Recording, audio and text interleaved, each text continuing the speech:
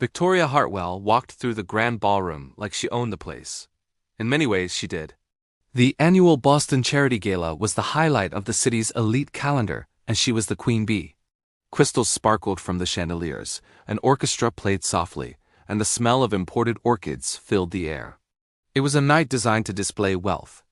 But the moment that changed everything began not with music or speeches, but with a glass of red wine.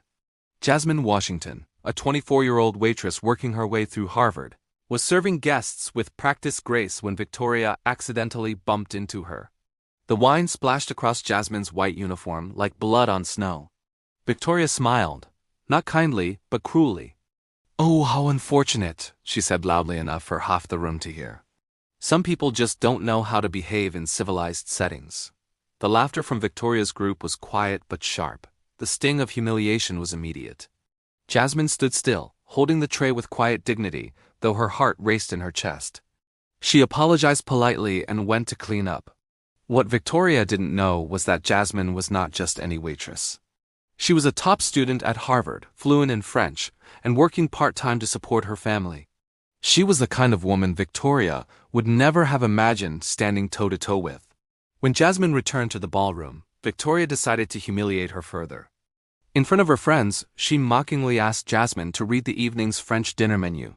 She expected stuttering, embarrassment, or a mistake she could laugh at. But Jasmine read the menu flawlessly, with perfect French pronunciation. The room went silent. For the first time, Victoria's confident smile faltered. People exchanged awkward glances. And from across the room, her husband Robert Hartwell, a powerful real estate mogul, watched everything unfold.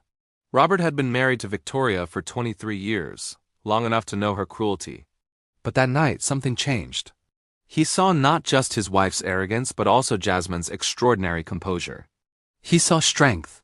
Later, Robert approached Jasmine privately.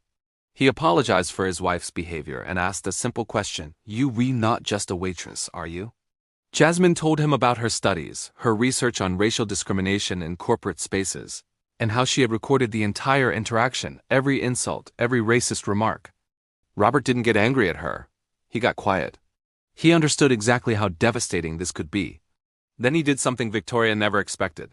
He offered Jasmine a position as a consultant at his company to lead diversity and inclusion reforms. When Victoria discovered this, she was furious. But her rage didn't matter. Days later, the recording went viral. Headlines read, "Boston socialite humiliates Harvard student in public." Victoria's name was everywhere, and not in the way she liked. Her phone exploded with messages. Her friends abandoned her. Her charity board revoked her membership. Her elite clubs expelled her. Her reputation collapsed overnight. Meanwhile, Jasmine stepped into her new role with quiet power. What started as a night of humiliation became the turning point of her career.